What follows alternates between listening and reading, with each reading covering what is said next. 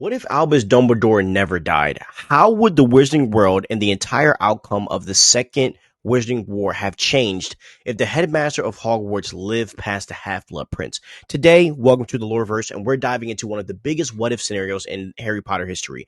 And we'll explore how his survival would have reshaped the events of the Deathly Hallows, the hunt for Horcruxes, the rise of Voldemort, and even Harry's own destiny as the Chosen One, okay? So before we can imagine a world where Dumbledore lived, we had to remember the world he left behind. Dumbledore wasn't just the Hogwarts headmaster, he was the guiding strategist behind the resistance against Voldemort. And he discovered the Horcruxes, he understood the prophecy, and planned every move with Harry's journey in mind. But here's the thing, he was dying, cursed by the ring Horcrux, and his death, orchestrated with Snape, was part of the plan to protect Draco and maintain the Elder Wand's true allegiance. So the key turning point is the ring Horcrux.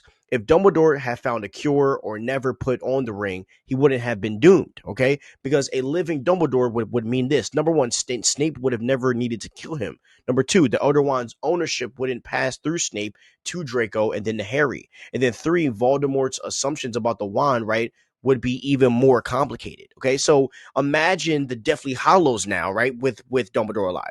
Harry, Ron, and Hermione wouldn't be alone. They'd have Dumbledore's vast knowledge of dark magic, his connections, and his insights guiding them directly. The hunt for the Horcruxes would likely be faster and far more strategic. No wandering in forests for months, and Dumbledore would already know much of what was needed to be done. And the Deathly Hallows themselves, Dumbledore already sought them. He might have taken a more active role in uniting them or protecting them. You know what I'm saying? And Voldemort's rise in the Deathly Hallows, right, depended on this one fact: Dumbledore being out of the way. With Dumbledore alive, Voldemort would have to face his greatest fear head on, which is Dumbledore. And so, would Voldemort have risked attacking Hogwarts so openly? Would he have sent the Snatchers and the Ministry under his control with the same confidence? I would say probably not, because Dumbledore was the one wizard he truly feared out of everyone, and Grindelwald included. And so, but what about Harry though? Like, where does Harry stand in this? This is where I think things get super interesting, because Dumbledore's death forced Harry to grow, and without that loss, would Harry have stepped up as the leader of the Resistance? Would he have learned to act independently, to trust his instincts, and to ultimately sacrifice himself? If Dumbledore lived, Harry might never become the same symbol of courage. He might remain the soldier, right, rather than the actual leader. And the prophecy still loomed, right? Neither can live while the other survives. And so Dumbledore couldn't fulfill that destiny. Only Harry could.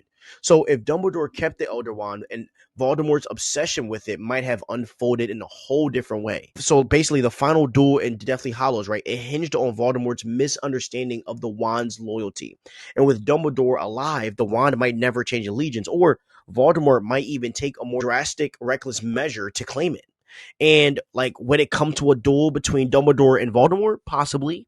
And if it did, Dumbledore, with time to prepare and no cursed hand, might have ended Voldemort himself. But that would deny Harry the closure of his journey and the meaning behind the prophecy. And more likely, Dumbledore, right, would guide the events to the same conclusion: Harry confronting Voldemort, even if he himself lived to see the end. Okay. Now, here's like the butterfly effect on the Wizarding World, though. If Dumbledore never died, number one, Snape's redemption arc might have been cooked. It might have never unfolded the same way. The Battle of Hogwarts might have happened earlier, or never at all, if Voldemort is forced into hiding again. Because you guys got to understand, Voldemort didn't get as active as he did until he knew that Dumbledore was out of the picture, aka dead, right? And then the last thing is, right, the Order of the Phoenix might have, you know, or to be real, the Order of Phoenix would have a far stronger leader. But here's the thing, though: at what cost? Because the cost is Harry's growth, and the story's themes of sacrifice, loss, and the coming of age might have been lost if Dumbledore stayed. So what if Dumbledore never died? The war might have ended faster, yes, with fewer casualties. Voldemort might have fallen by a different hand, but the story of Harry Potter would be far less about the boy who became a hero and more about the man who truly never let go of the reins. And Dumbledore's death wasn't just a tragedy, right? But it was a catalyst for Harry, for Snape, and for the entire Wizarding World to finally stand without its greatest protector. Dumbledore's death made every character in Harry Potter rise to the occasion and stand against Voldemort and fight. But it didn't just make the heroes rise, it made the villains rise as well. And with Dumbledore in the picture, he was the He was the stake in the center because the good guys, kind of relied on Dumbledore a lot, and the bad guys were just afraid of him.